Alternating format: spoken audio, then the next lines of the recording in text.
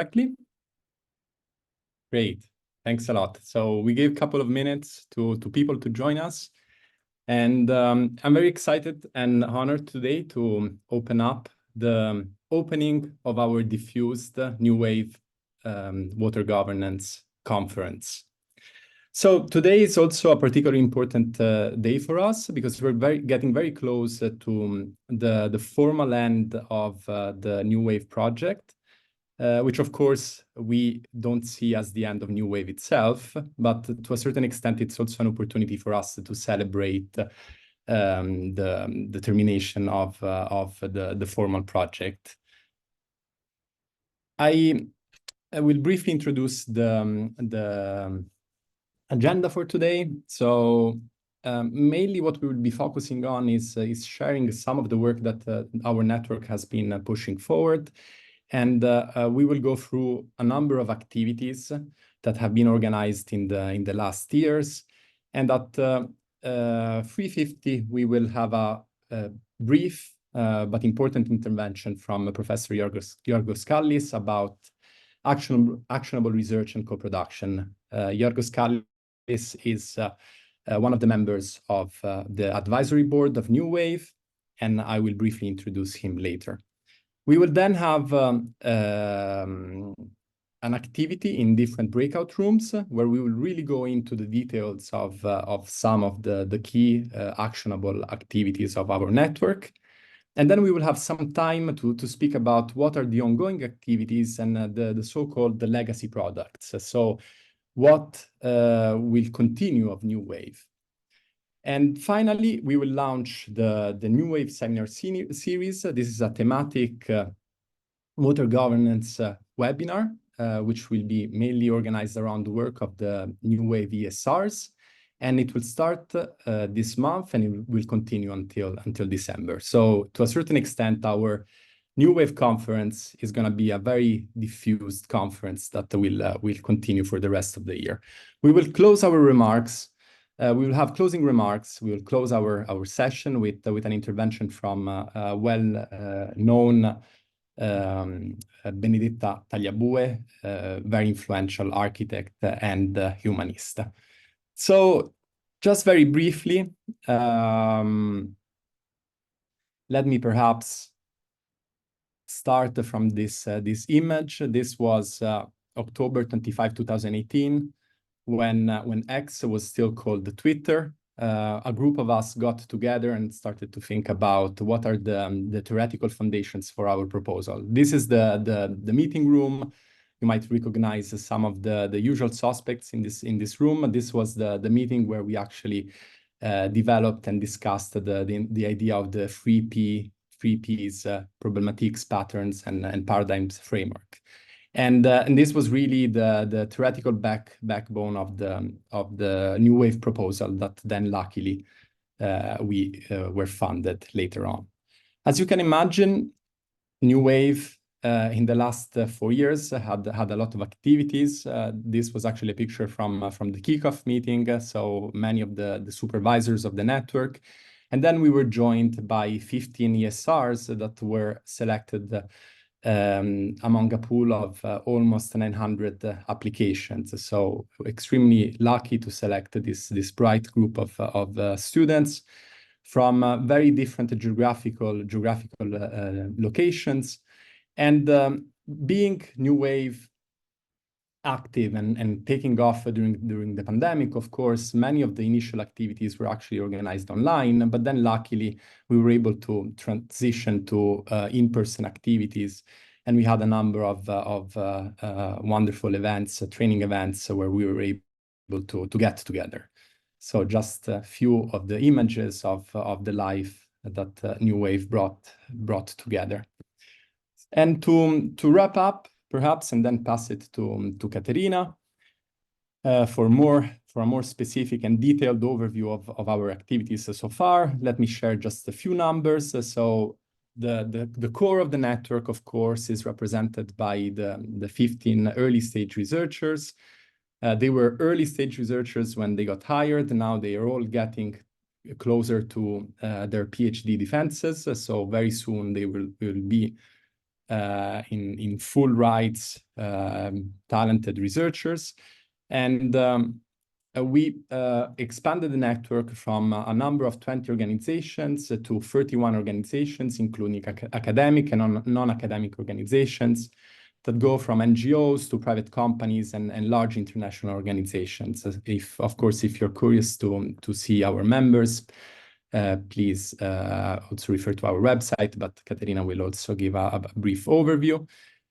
We had over 9 training activities, including summer schools, workshops, and different type of sessions. And we so far produced 22 project deliverables, 23 specifically scientific deliverables, and 17 publications, but these are actually the papers that have been published in peer-reviewed journals so far by members of the NEWAVE project. Many more are under revision now, and this number will increase exponentially in the next months, according to my knowledge. We also organized the 32 open lectures with a huge participation. We had lectures that had over 400 participants in certain instances, with some of the most influential water governance scholars. And we became also, as NEWAVE, EU Climate Pact ambassadors.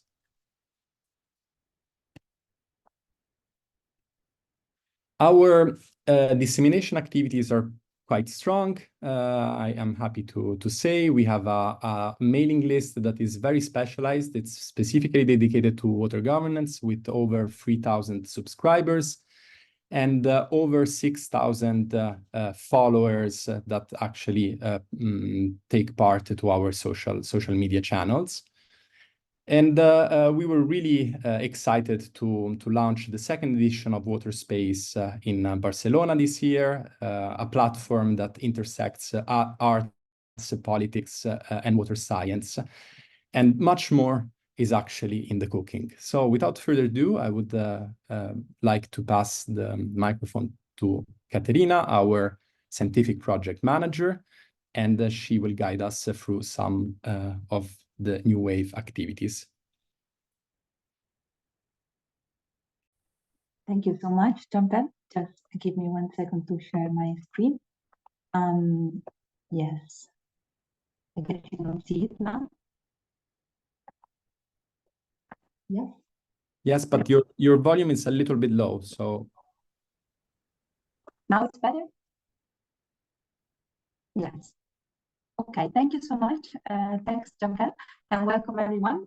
So as Jean-Pierre introduced me, I'm Caterina Marinetti. I'm working as scientific project manager of NEWAVE. And thank you for joining the opening plenary of the NEWAVE Diffused conference.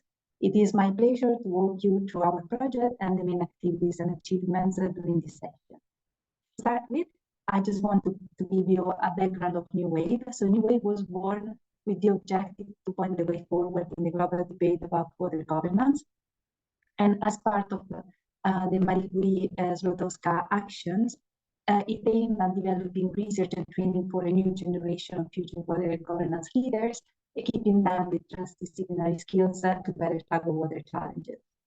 As Jean-Pierre briefly mentioned, we are very happy and proud to count on an international and active networks of water governance organizations. Our host institutions are the ones that hire directly the NEWAVE researchers, while the partner organizations contribute with training, supervision, and other dissemination activities to the project. I'm also happy to mention, as Jean-Pierre said, the big growth that we experienced in these last years, moving from 19 to 31 organizations, making a total of 41 organizations. Here you can see the locations of the NEWAVE beneficiaries and partners. As you see, it is primarily a European network, but with partners all over the world. Also, the areas that are highlighted in gray are the country focus of the value research projects of and within NEWAVE. In terms of objective, NEWAVE set from the early stage 3 main ones. Sorry, Caterina. Yeah. we are signaled that we cannot hear you very well. Perhaps you have something with the microphone that can be improved. Yes, let me just switch to another microphone.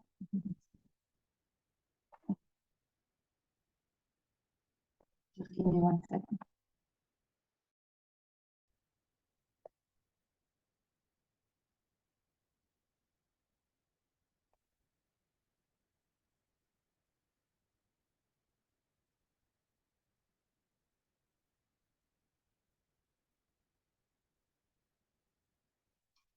I guess this works better.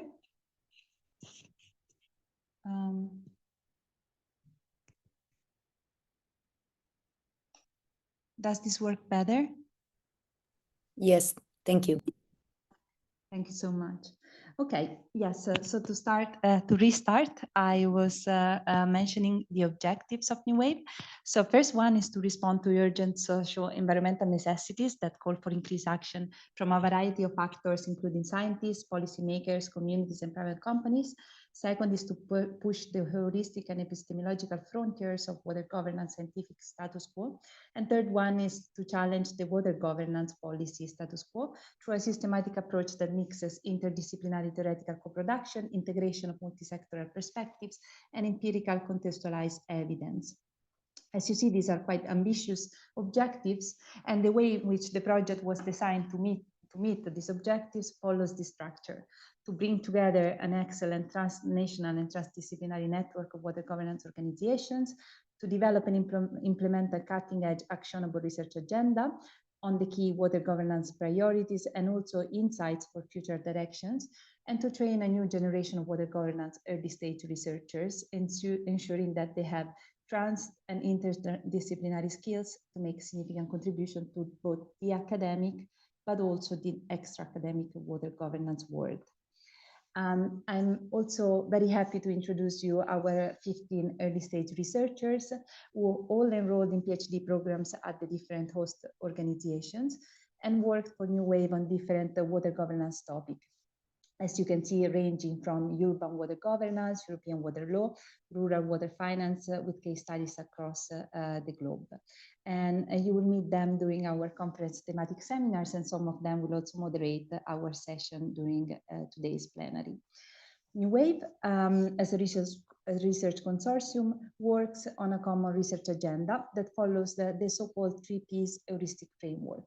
This framework serves to approach the challenges of water governance from 3 different and interrelated angles, namely the problematics, the paradigms, and the patterns of water governance.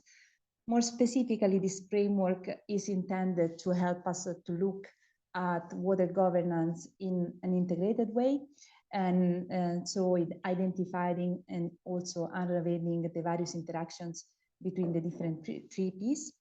And also the goal is to address the complex nature of current water challenges better, as also mentioned during the objectives. The common framework has also some specific features and added values. It serves to accumulate knowledge and also to organize the research activities, to identify emergent properties, and also to help with transdisciplinary facilitation and guarantee a sort of coherence, while at the same time maintaining epistemological diversity. I also want to mention some of the innovative aspects that we identify during the course of the project, although I'm aware that this slide will deserve a separate session just to go into that, into each one of these aspects. The first one that we realized that was very powerful was the role of co-production for designing teaching and learning activities and also the actionable products. We also saw that the involvement of non-academic actors in the science policy co-development, but especially in the supervision teams of the PhD research projects, had strong added values. And also the fact that civil society and analysis from both grassroots initiatives and top-down approaches helped in during the research projects and to enhance also the research findings. And finally, another innovative aspect is the achievement of new epistemological horizons across disciplinary boundaries. I think like the main aspect of our network is the plurality of perspectives, and that is very characteristic of the research team and all the members that were involved that contributed to this aspect in particular. Now I want to walk you through the training program activities. As Jean-Paul briefly mentioned in the opening, we can count many achievements in the past years, mainly related to the training program, the events that we organized or participated in, and also a long list of actionable products. To start with, of course, we did a successful recruitment of the ESRs with a very competitive search that received more than 850 applications.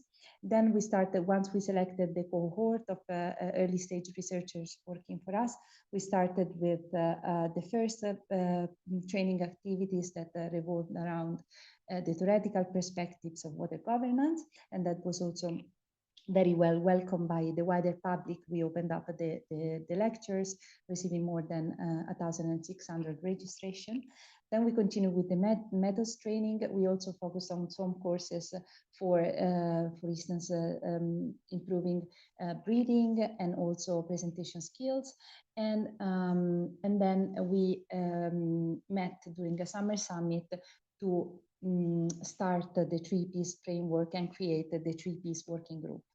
We continued with the media training, and finally with the first insight activity that was the NEWAVE transferable, actionable, and dissemination skills summer school. Then last year we ran a series of workshops, namely the synthesis workshop 1 and 2, that served to synthesize the work done by the 3Ps, and finally a NEWAVE career development workshop by the end of last year. Since the early stage researchers were already approaching the end of their contracts and searching for start to search for future opportunities. And as for the events, we are proud to have joined a lot of international events, but also to have opened our part of our training program to the public. So to start with, we took part 2 times in the CEWE World Water Week, organizing 2 different sessions.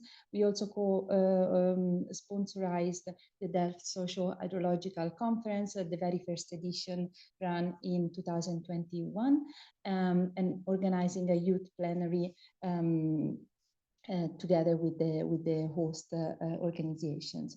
We opened to the public 2 distinguished lectures from renowned scholars, not only in the water sector, but beyond, so trying to make it more transdisciplinary. And also we ran 2 different seminars during the World Water World Days, and ran some activities and initiatives with the partners. So I also want to remember here the science communication seminar that we had with the Global Water Partnership. Another important event to mention is the creation of Water Space, which is a water science art platform co-organized with the Fundación Enrique Miralles. This year edition, so also the participation of FUNCA, our partner Fundación Nueva Cultura del Agua. We also took part in one webinar from the FAO series, and as well as the UN Water Conference, which I think marked a very important moment for our water sector. Finally, this year, we are running at this moment the NEWAVE ACI webinar series on water security and justice, and as well as this conference that will launch also the thematic seminar series that will follow. As per the actionable products, I think this is a nice overview of what we will be looking at today. So as you can see, we have a series of reports on participatory water governance, and this is what Paulina will also introduce in a moment, and also the policy brief on reflexive water governance that will also be part of one of our breakout rooms. We also hand in to the European Commission the 3Ps synthesis academic papers that are now drafted, let's say, revision for final submission to journals. Specifically, where we opened up the call for the special feature with the Ecology and Society journal. And finally, we just launched also a policy brief and recommendations. And as soon as these reports will be approved by the European Commission, will be also found publicly on our website. There are also some products that are upcoming, and we will demonstrate them in the second part of today's session. Just to name them, it would be the Water Governance Atlas and Toolbox, and the NEWAVE documentary, the NEWAVE Water Governance MOOC, and then there will be also two other reports that will be available soon. One is the policy white paper, and the other one is report and recommendations to major water governance guidelines. Finally, just to give you some more information on the communication activities, as Gianpel mentioned, we have reached as many as 6,000 followers, counting all the social media accounts that we have, and as well as 3,000 subscribers to the newsletters. And here you can find the name of our accounts. So without further ado, I would like to go to the second part, to the second session of this plenary. So there's something that I didn't mention during the presentation, because now we will dive into that together with Shahana, and actually is another component of our training network. We also actually organized, but we left the space to the early stage researcher to organize their self-managed space to share insights and also share feelings or anything that was going on during their PhD. So I will leave here the chance to Shahana to introduce their experience in this. And it's my pleasure to introduce her. She's a NEWAVE early stage researcher conducting the PhD project on assessing the sustainability of water governance systems in global comparison at the Leuphana University in Lunenburg. She's supervised by Professor Jens Nevik and also the co-supervision of Professor Sergio Villamayor Tomas and the Global Water Partnership. So Shahana, the floor is yours. And I'll stop sharing my screen. Thank you, Katerina. Oh, sorry. Yes. I'll try to share my screen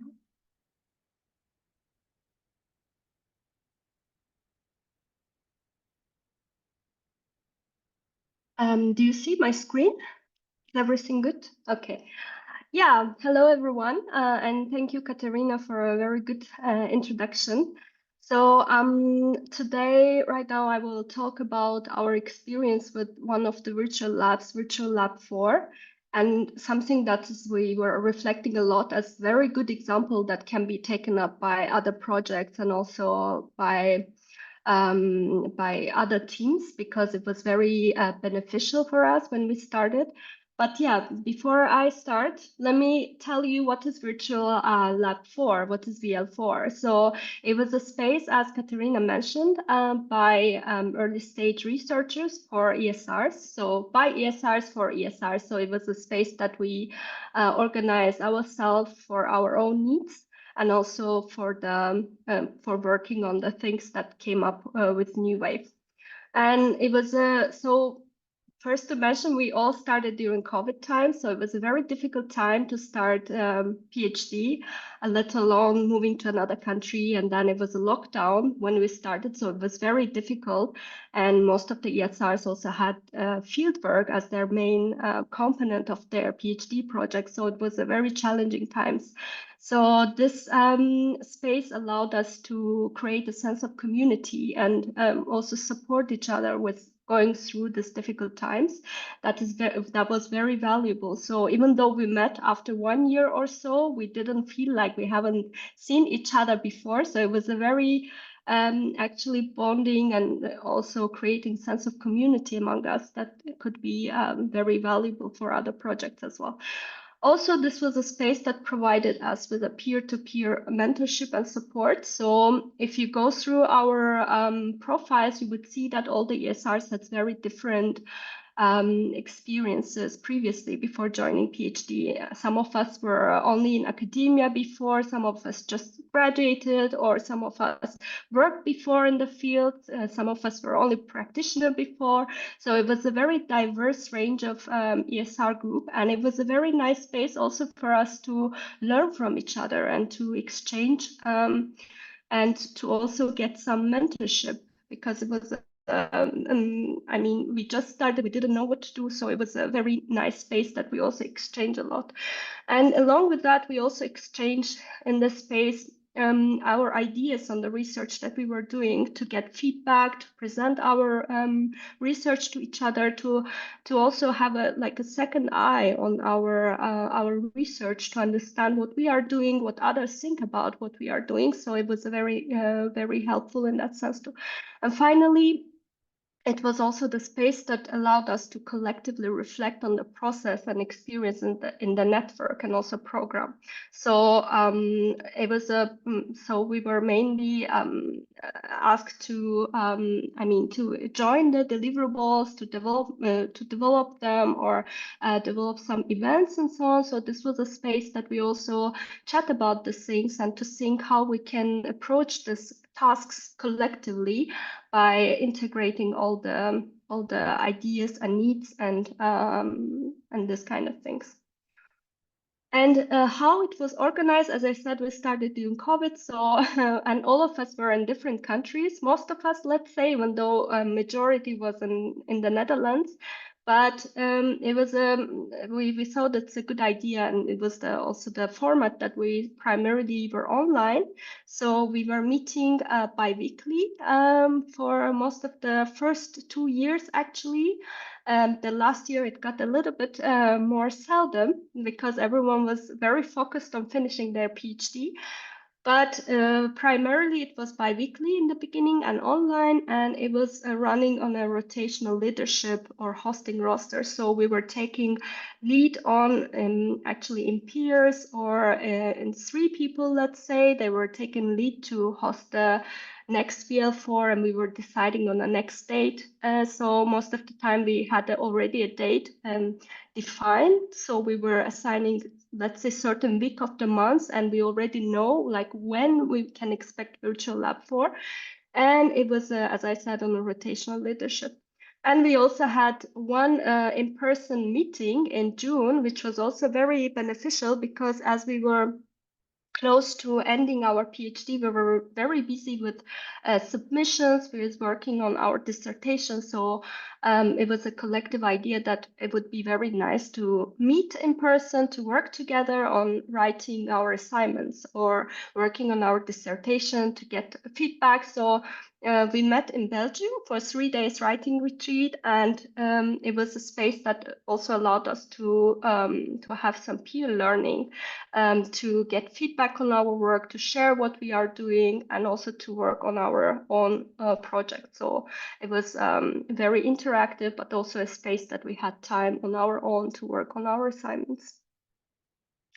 And what we got from Virtual Lab 4, as I said, so it was a very nice space that we had the collaborative learning and support, especially during COVID times, and also going through logistical challenges, because all the hosts that we were based in, so there were also like moving to another country, you are facing with lots of logistical challenges in the beginning. So it was also a space that we could exchange and also share our concerns from time to time and get feedback and advice on that. And also working on the collective demands effectively, as I said, on deliverables together, how we can approach them, what we should do, and how we can develop it, co-develop them together. And to get feedback on our collective manuscripts. So we also you will also learn it actually later on more, but we had these P groups, and all the P groups had to work on certain deliverables together. So sometimes we were also using the spaces to think about on our task on certain P groups, and also to exchange a little bit across the P groups. So it was also a space that we cross-pollinated, let's say, that the deliverables that were assigned for each P group. And there were also some organized sessions on research design. We were thinking what kind of methods that are more applicable to several ESRs. So we were exchanging on that too, on some dedicated VL4s. We had a session on decolonialization one time. And also we had one session on stress coping, workshop actually on stress coping, which was very helpful. And what we also got skill-wise, so it was very helpful for us to develop leadership skills. We learned, especially we learned horizontal leadership, I would say, because as I said, this was based on a rotational lead. So everyone, the hierarchy, there wasn't any hierarchy in the virtual lab, and we were delegating tasks and responsibilities. Everyone was taking lead. So it was a nice space also to learn how to delegate tasks and how to organize events and make also consensus decision making in the group while working on several tasks. And another thing was skills in presenting. So we were presenting our research to other ESRs and getting feedback on that.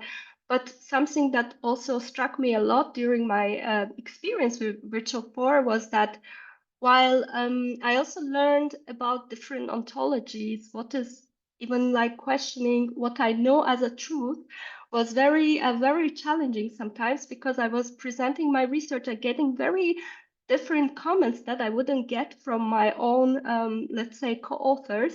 So it was a very enriching experience for me to see other side of the coin, let's say. So that was another thing that I mean, it was a very light bulb moment for me sometimes, that I was very encouraged to think outside of the box, which was very helpful. And we also effectively channeled community concerns, so concerns of ESRs. So some ESRs were, I mean, it was also rotational basis, but some ESRs were representative sometimes, and they were also raising concerns to the NEWAVE management board. And there, before having these events, we were always meeting and discussing what we should bring up to the table and what we should raise. So it was also quite helpful.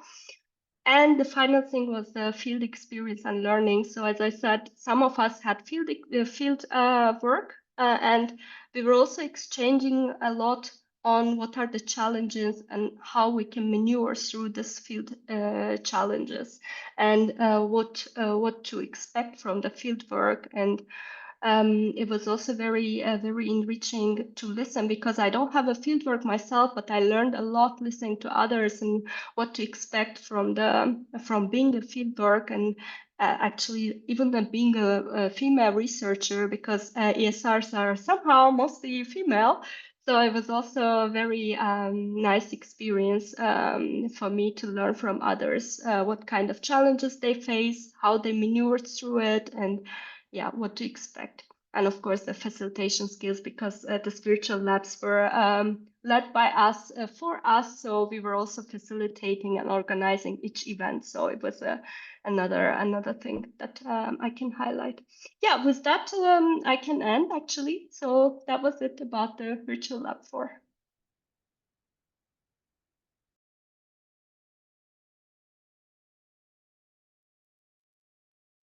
Thanks a lot, Shahana. It's always super nice to see what the Virtual Lab 4 has been doing, and it has been such a fundamental addition to the development of the network. Thank you so much. So now I'm very happy to introduce Dr. Yorgos Kallis. I think he really doesn't need any introduction. He's probably one of the most well-known ecological economists and degrowth scholars. He's a professor at the University Autonomous of Barcelona at the Institute of Environmental Sciences and Technology, ICTA. He's an ICREA professor there. And recently he has been awarded with the Synergy Grant from the European Union to work on degrowth and societal and energy transformations. But Yorgos, interestingly, actually started from a scientific career very much focused on water and water politics. Being a chemist by original training, He's a true interdisciplinary scientist. And he's also the PI of one of the pioneering innovative training networks, a sister network for NEWAVE called Entitled, which launched political ecology in Europe. So, Yorgos, as an advisory board member of NEWAVE, I would like to invite you to share your reflections about a term that perhaps is abused, but which is important for us, which is actionability and co-production. Thank you, Jean-Paul. Thank you for inviting me for this closing, the beginning of the closing conference, as I understand, of the project. I'm very happy to see it coming fruitfully to a conclusion and see all the people who have been trained and the research that it's coming out.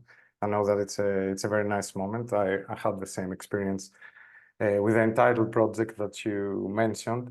Yes, and it's funny now that you reminded me of my past as working on water science, and I'm having today actually an argument with a Greek friend of mine who lives in Barcelona.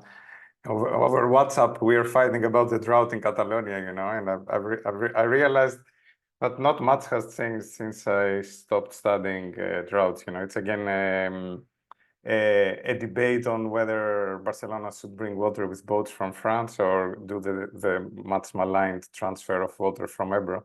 And I was trying to convince him that there are other options. There is demand management, there is the agriculture, there are the millions of pigs that they're producing salami that, you know, maybe you could do something else. And you know, doing that, I realized how much still needed in our societies critical political, ecological thinking around water issues, around drought, because unfortunately, much of the academic knowledge that we are producing, that for me it's obvious, had been obvious since 2000s, you know, that droughts, the pattern of droughts that always, you know, we're living them to the last moment when drought hits is the opportunity for vested interests to get their project financed, etc. And no one wants to think systemically precisely because it goes against their interest.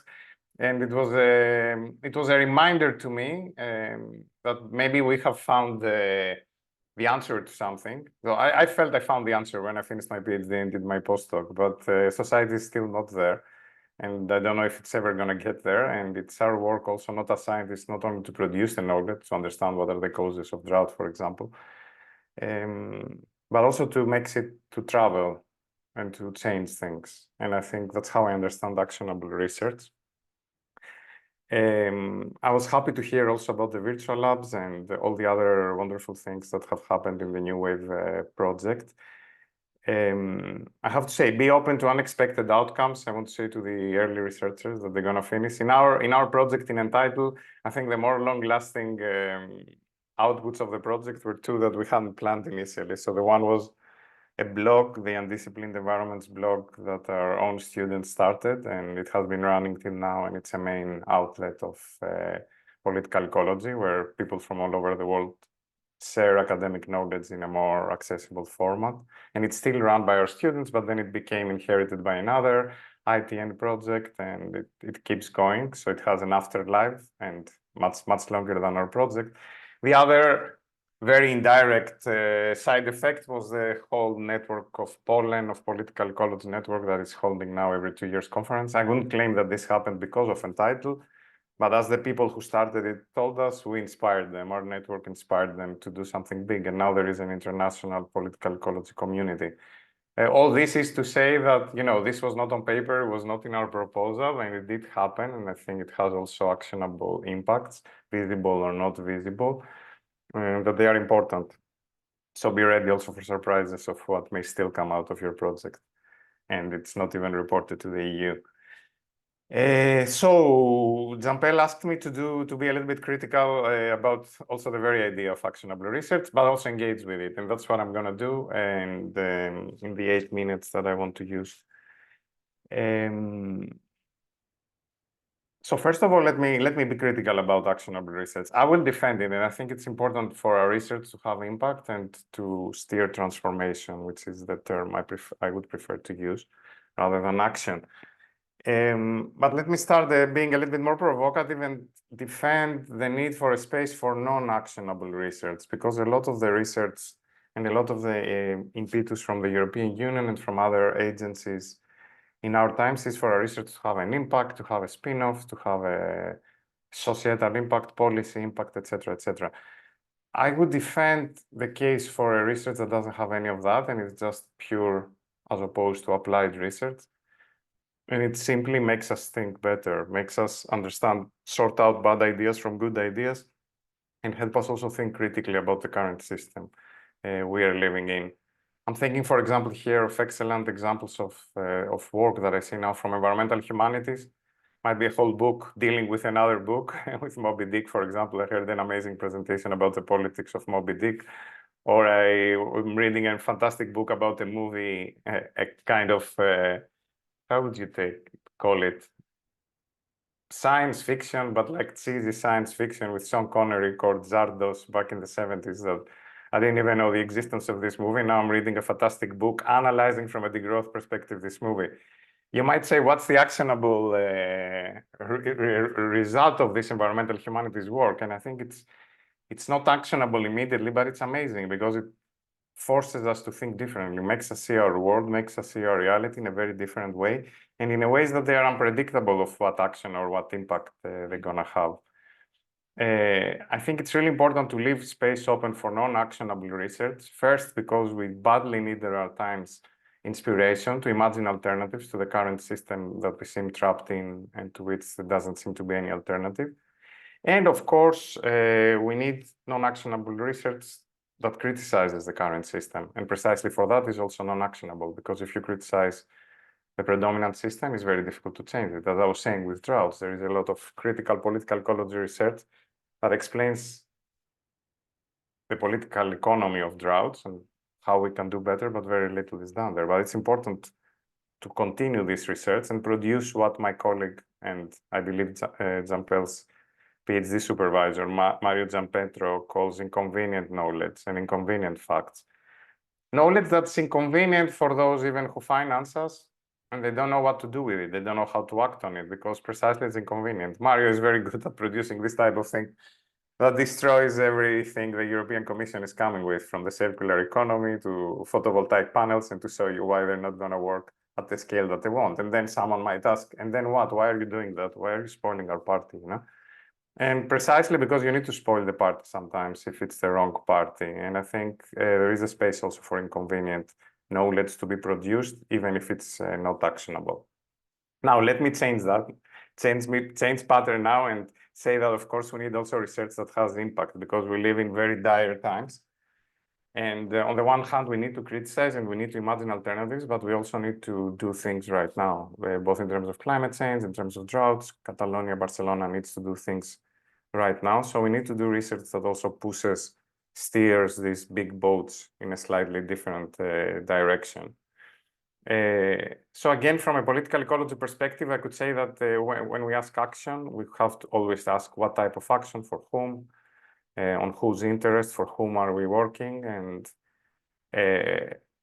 predominantly action by the institutions that fund us, it's thought as action within the contours of the system, within the needs of the current administrations, the current bureaucracies, but that they are extremely limited, and they are extremely limited in their political economy. So as I was saying, again, the example of droughts right now in Catalonia, the option again is like either you do a water transfer, either you do it with a boat, or you do it with a pipe, you know? So it's like, and this is like 20 years of struggles from the environmental movement. The most important environmental movement in Spain was to stop precisely this type of transfer. So if we want to work to have action within this domain, I think it's very difficult, at least from my perspective, from a critical political perspective. But if we want to have action to change the system that produces constantly the same type of dilemmas, which is transfer by boat or transfer by pipe, and really brings what in Spain was called the new culture of water back in the 2000s, a new water culture, a culture of water conservation, a culture of a different economic system that produces different water footprints and different water demands. Then we need also the knowledge for doing that. This is a difficult project, and because it's a difficult project, because you're producing knowledge that it's not actionable within the current system and the current distribution of power, but it is actionable if someone wanted to act on it. So it's not theoretical, you know, and it's not only critical, it is actionable. And this is what we are trying to do with our research on degrowth. It's a research that the type of research, actionable research that we do in our project REAL that you mentioned, an ERC Synergy grant that we were very lucky to get from the European Research Council and keep us busy for the next 6 years, myself, Jason Hickel, and Julia Steinberger. It's also the type of work we are trying to do with an association we have here in Barcelona called the Research and the Growth, which is outside of the university and is trying to do this brokerage role between policymakers, society, and science and knowledge that it's being produced in academia to travel in the outside world. Now, you might ask, like, okay, if you're talking about something like the growth, it's, let's say, the definition of something that it's not actionable upon in a society that it's super dependent on growth, on politicians that they promise growth, on economic systems that they are based on growth or die, on very powerful economic interests that the first thing they care about is their profit, and they are not so open to hear other actionable proposals that might reduce their profit as a result of the action. So what are we trying to do in our degrowth research? How do we see it as being actionable research? First of all, we try to produce concrete models and concrete policy proposals that they can be acted upon if someone wanted to act upon them. In the vocabulary of degrowth literature, these are called, after a term André Gord used some time ago, non-reformist reforms. So there are things that they are seemingly reformist, like reduce the working hours or provide a job guarantee to everyone, like policies like that, that we saw with models that they could conceivably work and have both sustainability and well-being benefits, but they are not actionable within the limits of the current system. So the very fact that reasonable things are not actionable, it's pushing, I think it has the effect of pushing the system to its limits. We are starting to see that we are living within an irrational system, which is itself what is being catastrophic, and that we need to reconsider the system where the actions that we are proposing and they are reasonable could be acted upon. The second thing we're trying to do in our research in our degrowth community is to cultivate the people that they're going to have this mindset and they're going to travel with these ideas. And they're going to travel in unexpected ways. That's why I was saying also NEWAVE can create unexpected waves. Our approach is train people, and you never know what each one is going to do. And train them with PhDs, train them with master's degrees. We have 2 master's degrees now on degrowth, 1 presential and 1 online. And we get people from all walks of life, at all ages, from all parts of the world, especially in our online masters. Adult, young people, activists, professionals, business people. I would say put the seeds and the trees that you might see might be unexpected. And the third action that we are taking, and I think it's very much close to what also we did at NEWAVE, is to work with stakeholders. How to work with stakeholders? Right now, we're having a collaboration between Research and Degrowth and the new city administration of Girona. Why are we collaborating with Girona? Because it's a very radical administration there. So it's a political party, citizen platform that took power in the city in a coalition with slightly more conservative parties. But which is really close to our ideas and beliefs to what we want to do. So I believe that the growth has to happen, but they realize that they are trapped in a system that requires growth. So what we want to do is work with them, understand from their perspective how they are trapped within growth dependency, and try to think of ways to escape out of it, and what concretely is within the realm of the municipal administration, what can they do, what not, etc. So this, to close, is how we are trying to make actionable a research agenda that when you first hear about it, or a political proposal, when you first hear about it, might seem the most utopian or theoretical one. I'm saying that because not necessarily you have to do the same. You've done very different research in this project. Some things might be much more directly implementable and practical. But just to inspire those of you who might want to introduce less convenient knowledge and less convenient proposals, to know that there is a way to organize to have them acted upon. Thanks. Yorgos, thank you so much. Your words are not only inspiring, but they're also matched by a lot of change that you have been producing in your career. I know that you need to go and pick up your beautiful twins at school. And so thanks so much for making time for us. And yeah, thanks. Thank you, and good luck with the continuation. Thanks. I will pass it to Paulina now. We are a little bit behind with our schedule, but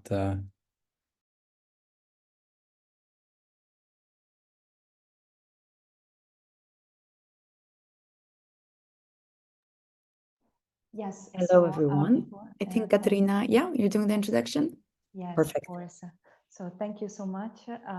Yes, very inspiring talk. So now we can go into the first introduction to the NEWAVE outcomes, the ones that we have already done, and published. And this part will be moderated by Paulina.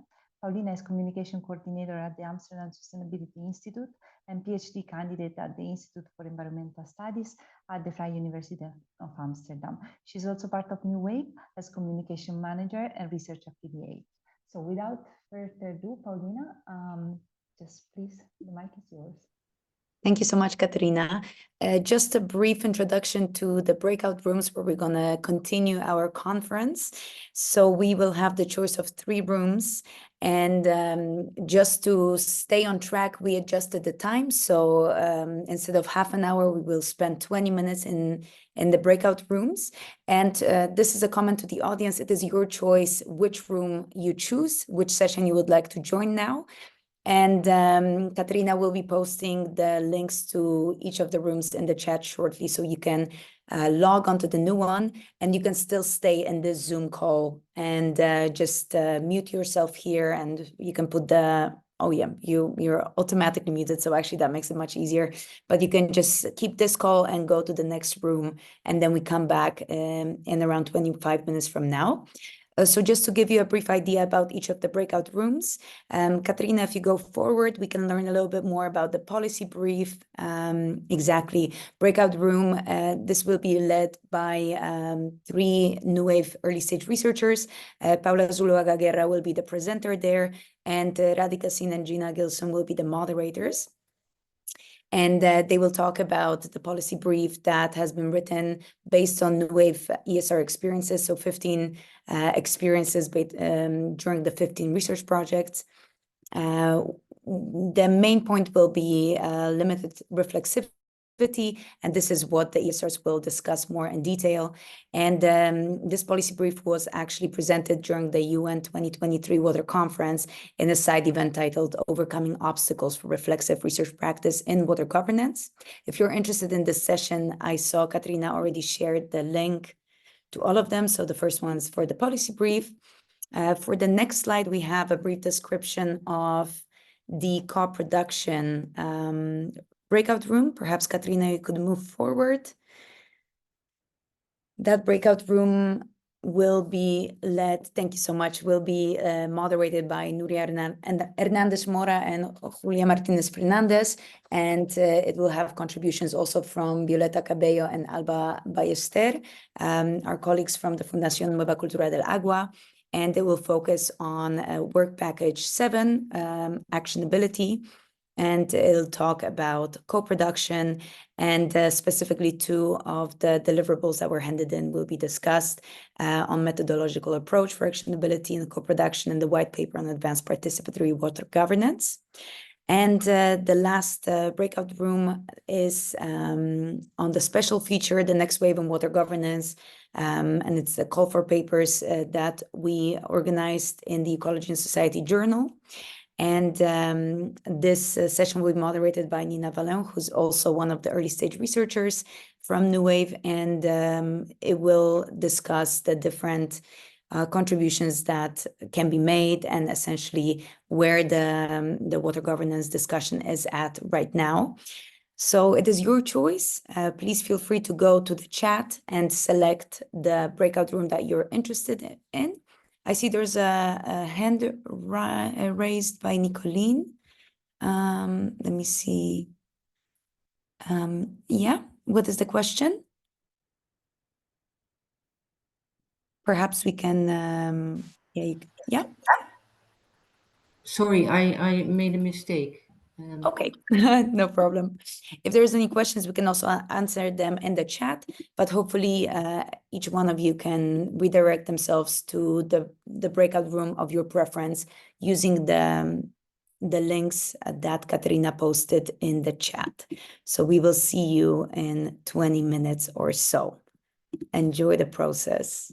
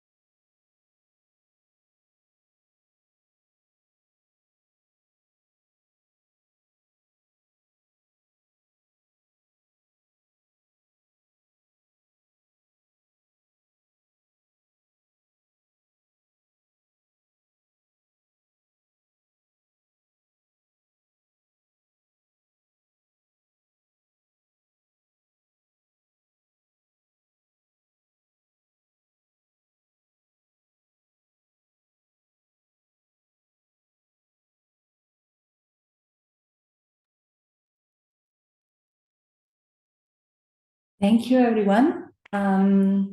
So I was in one of the room, in the first one, and I've seen that there were a lot of interesting conversation going on. It's a pity that, yes, the time is so short, but of course we are dealing with a lot of material today. So I hope this you take this as an opportunity to get to know the work of NEWAVE and interact more, and also for future research, future collaborations. I think that is the aim of today's session. So please, like, if you are interested in knowing more, please don't hesitate to reach out to us and to our researchers, and I'm sure that greatest things can start from here.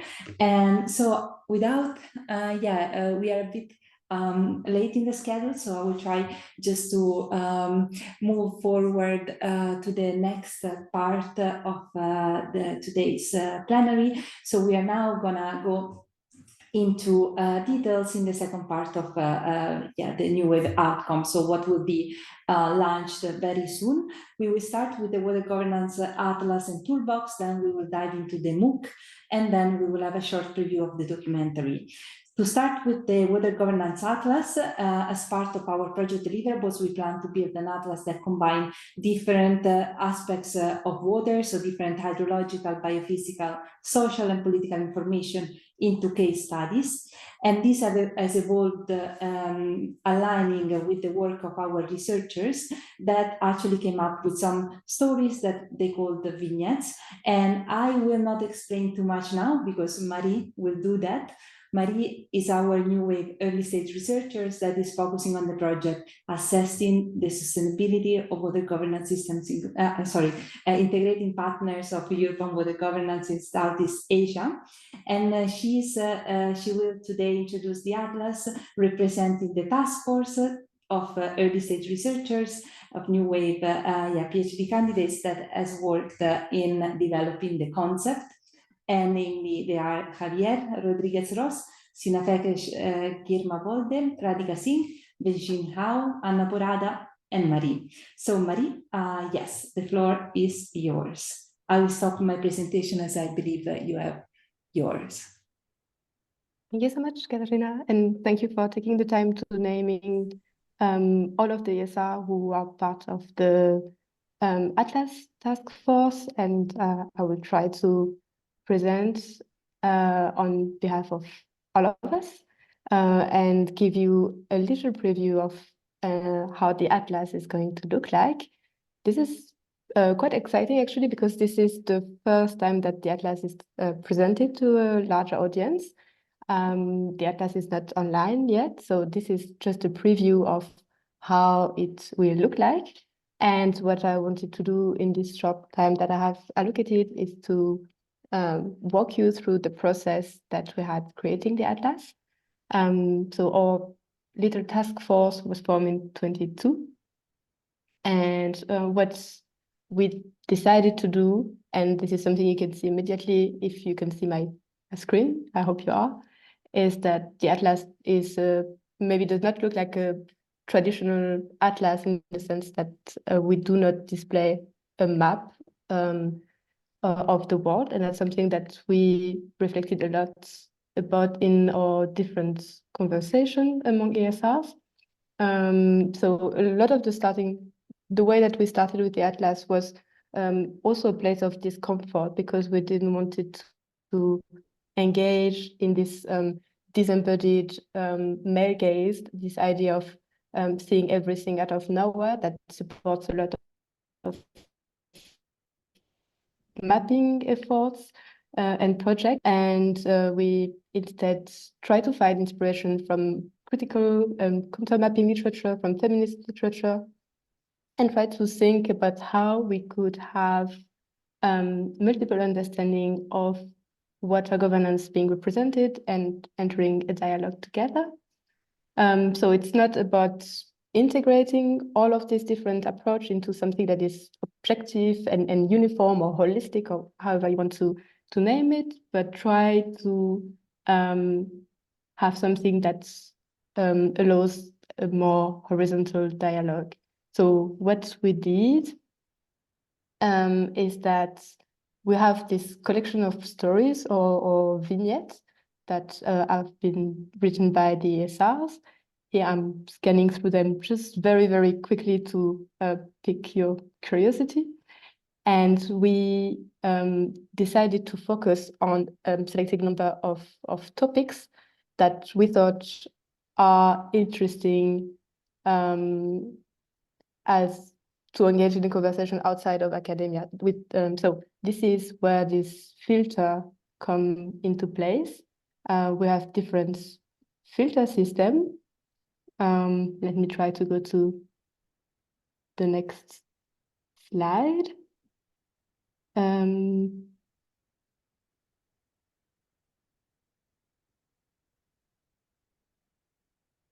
Sorry, this is a lot of multitasking.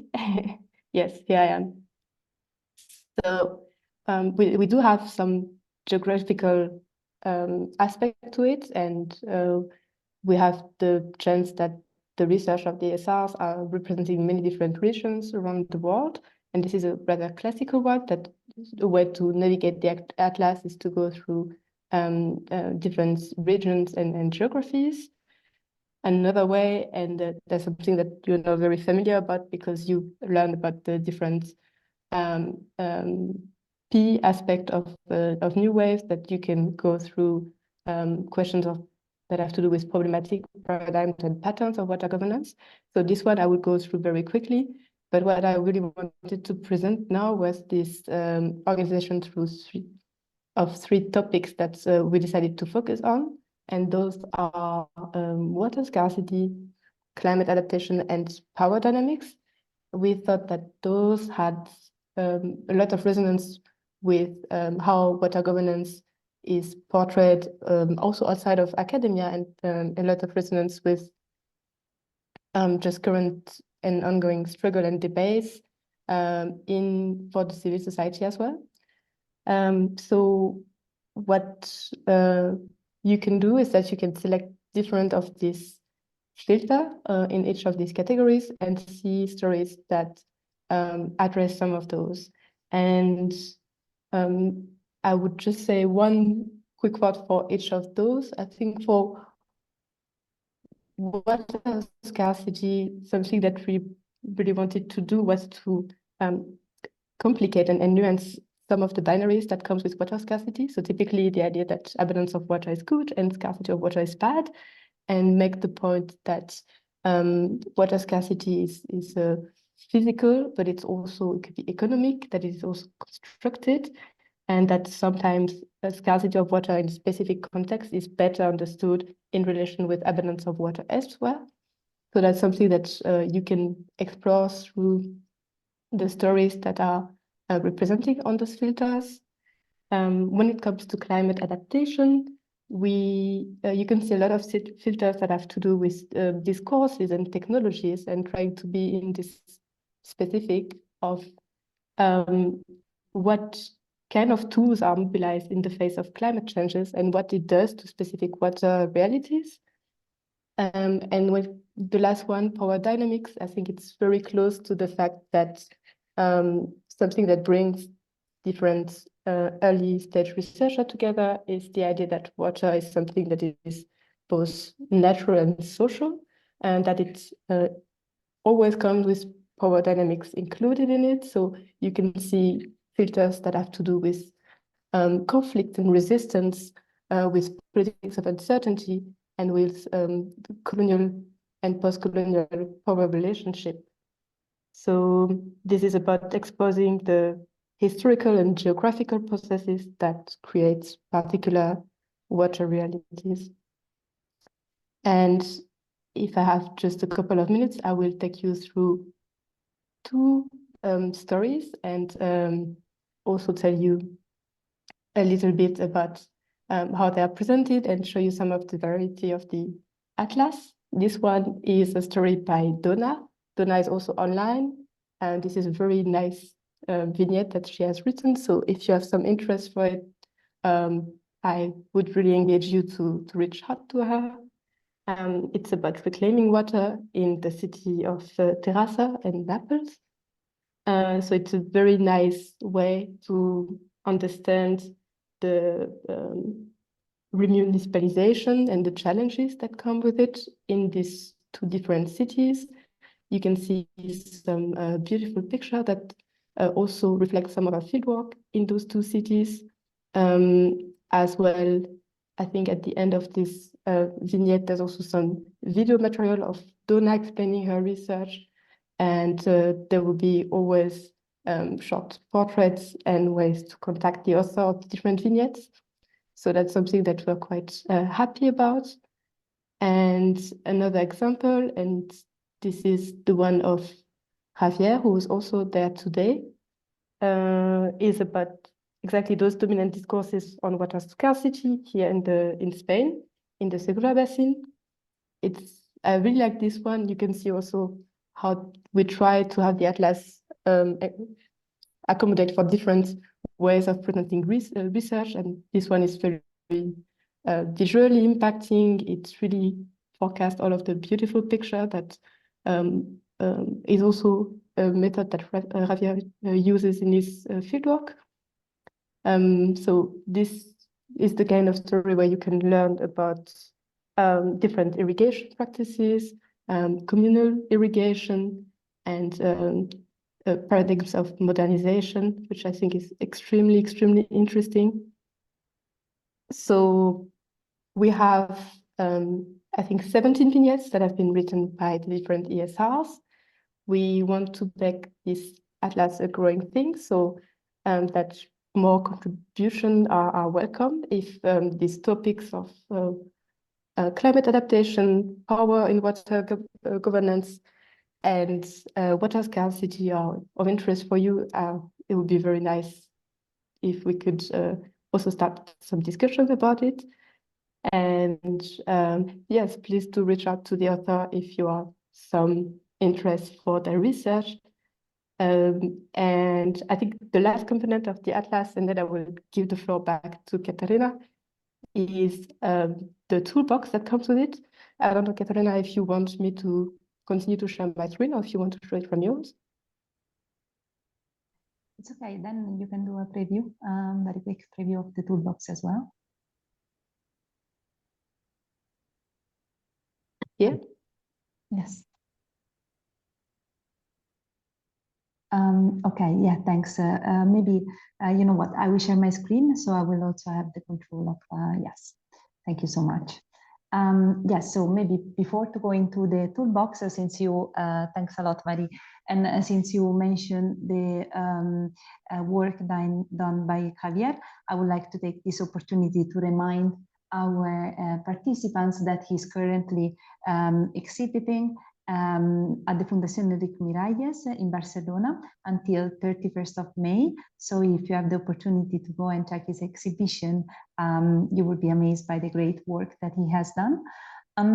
Yes, and then I will just give you a very brief preview because this is the part that we are still finalizing about the toolbox. So when you land, when you visit the Atlas, you will be able to also find where now you see go back, like in the Atlas, you will find a button that redirects you to the toolbox. And the toolbox is meant as a collection of research methods, approaches, and analytical tools that were actually used to build the research projects and eventually the stories that are available in the Atlas. So it's actually an extension of the Atlas where you can find the scientific background. As Maria has told you, this is the initial work that we are doing, and we are collecting all the research done by the early stage researchers. But of course, we will be happy to expand it further with more contributions. So in case of any question, and also you want to participate in this Atlas, please reach out to us. And also, last but not least, I also wanted to thank our developers that helped us to build this design. We're very happy with that. Yes, and now I want to go to the next part. So thanks a lot, Marie. Thanks also, Tristan, that you are here with us in the background as part also of the developing company. The next part of the presentation is about the MOOC, so the Massive Online Course of Water Governance. This is another key product of NEWAVE, as it represents a legacy in terms of training and learning material in the context of water governance education. The MOOC content is currently being designed in collaboration with the Vrije Universiteit of Amsterdam, with IHE Delft, and a group of early stage researchers. To host the MOOC, we initiated a collaboration with the Water Agency to create a new platform. So with this, I'm very happy to introduce you to Gregor Van Essen, who will speak more about his experience creating learning platform for water education in Asia, mainly. And also, he will also show the first prototype for the NEWAVE platform. And then Emanuele Fantini will continue guiding us through the structure and objectives of the MOOC, so of the course in particular. Just a bit more information about them. So Gregor Van Essen is the founder and managing director of the Water Agency, a social enterprise that supports international water projects in Asia through inclusive stakeholder and community engagement, youth leadership, and water education. The company has built a strong reputation through the introduction of innovative engagement programs, such as the Asia Water Challenge, Asia Raincraft, Asia Water Academy, and the Asia Climate Lab. Gregor leads a team of 15 consultants working from water hubs in Indonesia, Myanmar, and Vietnam. Emanuele is a senior lecturer and researcher in water politics and communication at IHE Delft Institute for Water Education, and is also the lead of the NEWAVE work package on dissemination. So I will first give the floor to Gregor to introduce his experience with the Asia Water Academy and the impact that these types of platforms can create. Thanks a lot. Thank you, Katarina. Thanks for inviting me to join you today for this exciting event. Yeah, I'm very happy to share some early developments from our collaboration on the development of a dedicated learning platform for NEWAVE. Actually, this is a collaboration that builds on work that we have done together with IVM, VU Amsterdam, already for quite a few years. So if you want to go to the next slide. So it was about 4 years ago that we started this collaboration with IVM. Looking at innovative ways of bringing quality water education to professionals and practitioners in Asia, with a focus on interdisciplinary and practice-oriented subjects. So we started developing the Asia Water Academy platform that currently offers about 35 courses, 100 lessons, offered by a mix of local experts in the Asia region as well as international experts. We have been steadily growing and expanding the platform. We are expecting to be adding quite a few new courses again this year. Most of the courses are derived and connected with actual international water projects in the region. So we try to take lessons and courses, insights, best practices, case studies directly from actual projects that are being undertaken and often funded by international donors. We have currently about 1,000 registered learners. We have not yet started to really broadcast this across the region, so we're developing this step by step and learning as we go. Next slide. Maybe sharing some of the insights, and probably for many of you being active as educators yourself, these are probably things that look quite familiar.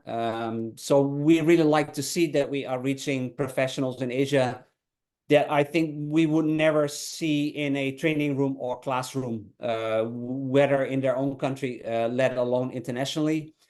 These are people that work on the front lines of climate change, environmental issues, water, but will probably never be in a position to really take advantage of the type of education and knowledge sharing that we could potentially offer, bringing them to our own classrooms. So I think that is a huge benefit. Clearly, we see that the young generations, probably Asia is no different, but it's moving really fast. Is that we see that they really want to learn online. An interesting thing is that we had decided early on to break courses down in small bites. So the typical video lessons that we offer are no more than 15 minutes. Because we understand that a lot of the practitioners, professionals coming back from a long day of work will not sit behind their computers for 2 hours following a course. And we see this back in the surveys that we do with our learners. People love learning mobile, so courses should be accessible from a mobile phone. They want it to be personalized, timely. They want to learn on demand. They want to balance learning with the time they need to spend with work and family. So this emergence of what they call stackable micro credentials that you can basically build towards a full certification, I think is an interesting development. Similarly, for the types of content that people like to learn from, that is becoming more and more diverse. So we offer videos, quizzes, serious games, podcasts. It's a whole mix of learning content that we try to bring online. And the learning analytics, providing online education, gives you a really deep insight into the learning patterns. You see when people are online and offline, how much they learn at any given time, how much time it takes them to complete a course, or how many times they need to pass a test before they pass. And we use those analytics in further improving our learning platforms. So this got Jean-Paul, Katerina, and myself to start talking, I don't know, 6 months ago, maybe longer, about whether such a platform could serve as a course platform for NEWAVE as well. And so that is something that we are in the very early stages. Katerina, I cannot share my screen, but if you can share the... you can. Okay, good. This is all still raw material, but just give you a sense for what we have. So we will have a dedicated site, the School of Water Governance. It will be able to bring a lot of content that you generated through NEWAVE online. Central to that, of course, are courses, but we also have other content categories like news updates that you can also use to share knowledge that you gained from the project.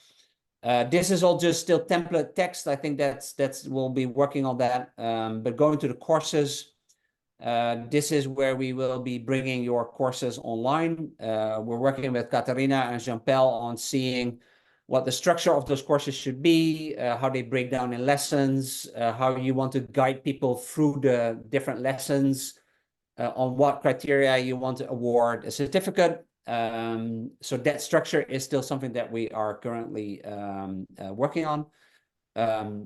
This is, again, still a raw design of what a course could look like. So it has courses, it has lessons, it can offer additional course materials.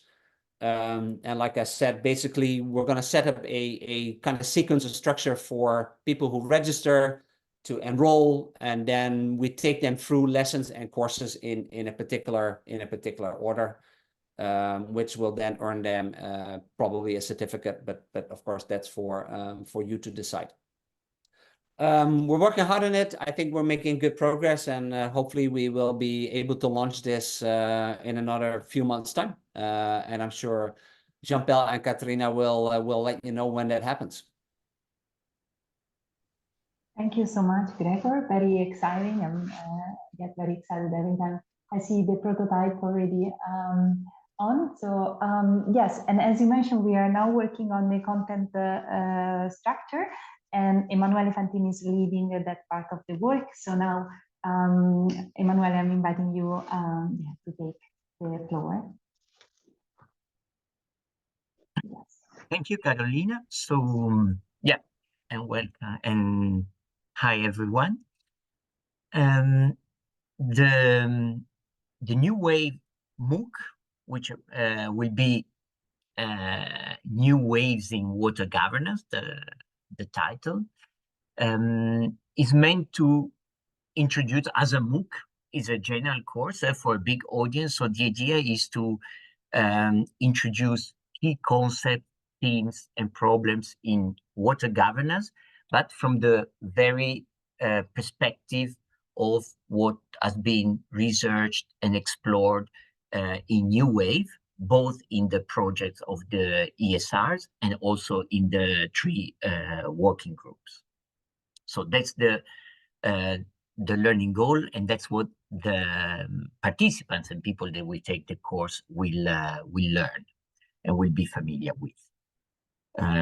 Next slide, please. The audience of the MOOC are what could be considered the next new wave in water governance, in the sense that we would like to inspire and reach out, first of all, to students who are interested in water governance, but also to masters and PhD students from disciplines that are not strictly related to water governance, or coming from the natural science or the engineering science, and that want to learn more about water governance issues.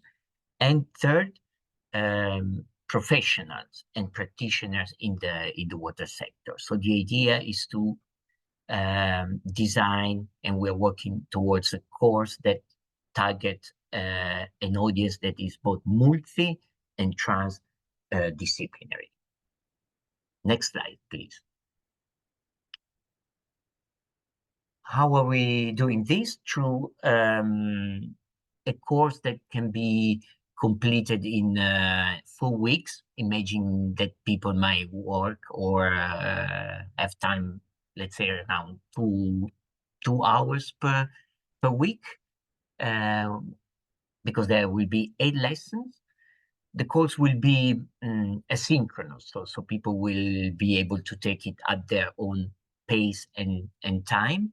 It will be open in the fall, around September, and we will keep it open for let's say 2-3 months, in order to make sure that that there is a critical mass of learners online, so that the course can be considered as a sort of public square, where you can just go, meet and interact with people that share the same curiosity and interest for water governance. As a public square it's open, of course. It's online, so it's a virtual square, and it's also porous, in the sense that the idea is to have the MOOC communicating or redirecting people to other resources and outputs that have been produced by NEWAVE. For instance, we've already seen the atlas that can also be used. Some of the vignettes can be used as to do some online education activities. There will be also on the platform, there will be not only the new waves in water governance, but also the previous one, namely the theoretical lectures that were hosted also online, and that you might remember at the beginning of in the first years of NEWAVE. And as there will be also ongoing activities in the rest of the year, like the seminar, the idea is to attract the people that will be taking the course also to these online events. Next slide, please, which I think, yes, is the, so this is how the lessons that will, that on the main themes, problems and concepts related to water governance.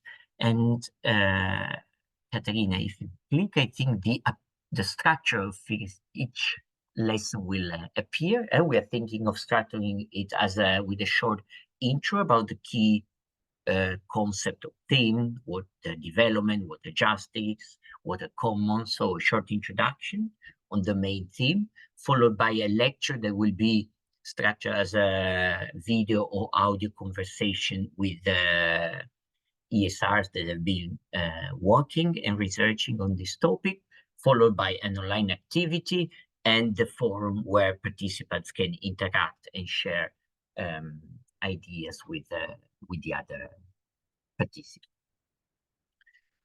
Next slide, and I think the last one. Yes, as I said, the on the platform of the Gregor showed earlier, there will be not only the MOOC, but also the recordings of the e-lecture series of 4 years ago.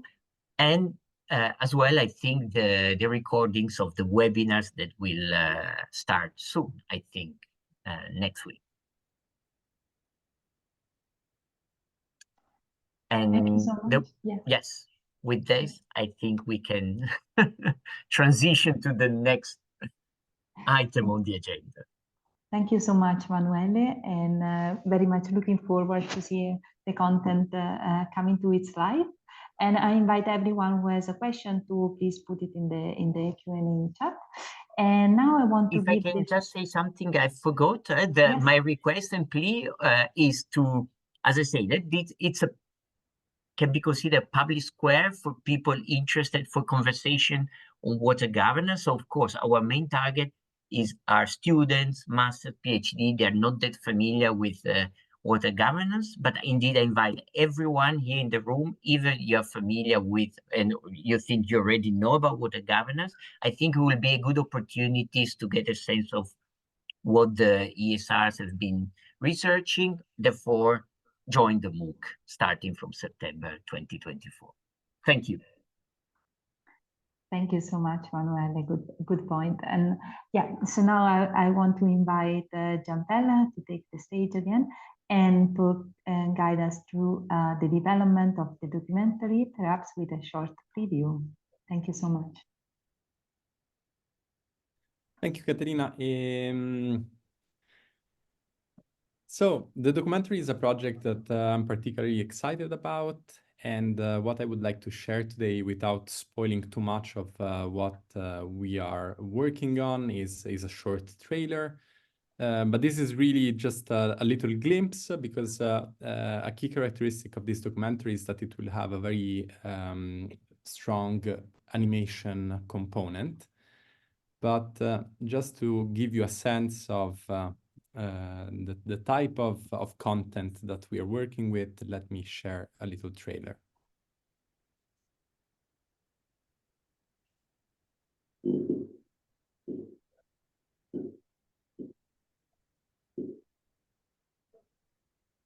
I'm trying to understand water governance. My research is about rainwater harvesting for irrigation in Kenya. Drinking water services in sub-Saharan Africa. Private environmental consultancy firms in water governance. Drinking water provision and irrigation. Water and migration. Issues of extractivism. Remunicipalization. Differences that exist between the water demands and water supplies in the Segura River Basin. Urban water management. EU water politics. Informal water vending. Coastal subsidence in Central Java and Indonesia.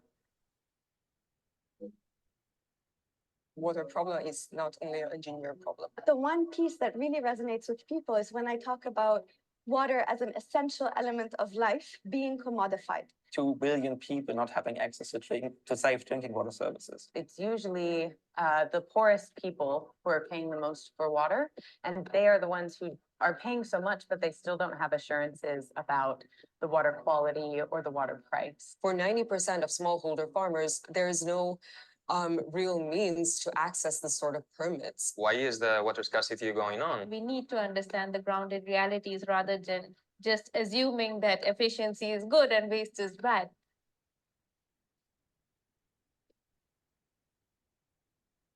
There's so much room for creativity. Being more bold in terms of imagining what radical propositions could be made. Never take the paradigms as it is, but reflect on them. There's a lot of potential in exploring the collaborations with civil society. Let's first tackle the politics, ask the right questions, and then we build. Having water available for everybody in good qualities when it's needed, I think that's something that really drives my work. Amplify the voices that get ignored, inform communities and actors to demand for more accountability and to actually claim their legitimate space as empowered participants in decision-making about something as essential as water.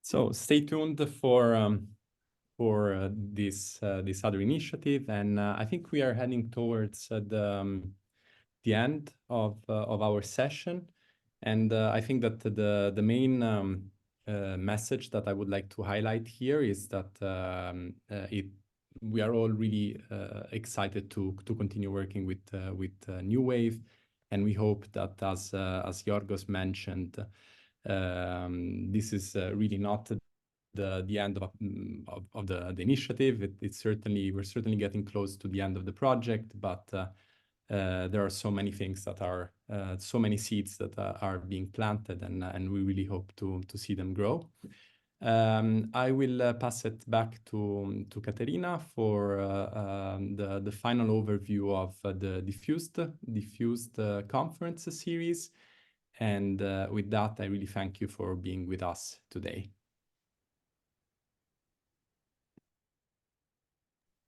Thank you so much, Jean-Paul. And as you mentioned, yeah, this is not the end, not even of this session, because actually it's at the start of the conference. So this session is a part of a Diffused conference. We called it this way because we wanted to give you the feeling that we will be with you for the rest of the year. And so what is next? After this plenary, there will be a series of thematic seminars run by the early stage researchers. So we have a fantastic lineup of topics and the researchers, as you see here. We will start next week with Nina Valin on the European water law, and then we will continue with all the early stage researchers. I just want to take the time to name them because they have been really the force of this project. So we will have Radhika speaking about drought mitigation, Paulina Ranieta that took part in the cohort as PhD candidate, speaking about water crisis, Gina Wilson on informal markets, Donna Jaja on recommoning, Paula Zuluaga Guerra on knowledge co-production, Stuart Motta on conflict nexus, Sinafakesh Girma Volde on water and migration, Johannes Bachner on rural water finance, Shahana Bilalova on governance model, Hannah Porada on water and mining, Javier Rodriguez Ross, reframing scarcity, Marie Bellan on urban water governance, Rita Dar on governance reforms, Regine Howe in urban water, and Alejandra Burchard-Levin on water consultancies. And we will start, as I said, next Wednesday with Nina Valin.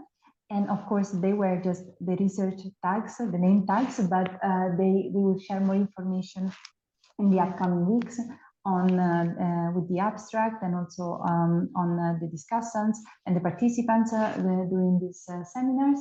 So Nina will actually speak on the European water law in the books and in action, with insights from a science policy perspective.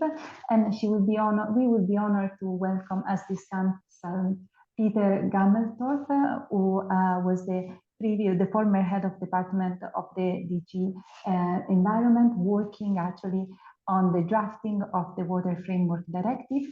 And also we will welcome remarks from his professor, Professor David Haltema. You will find all the updated information on our website, so please visit the events section of the website.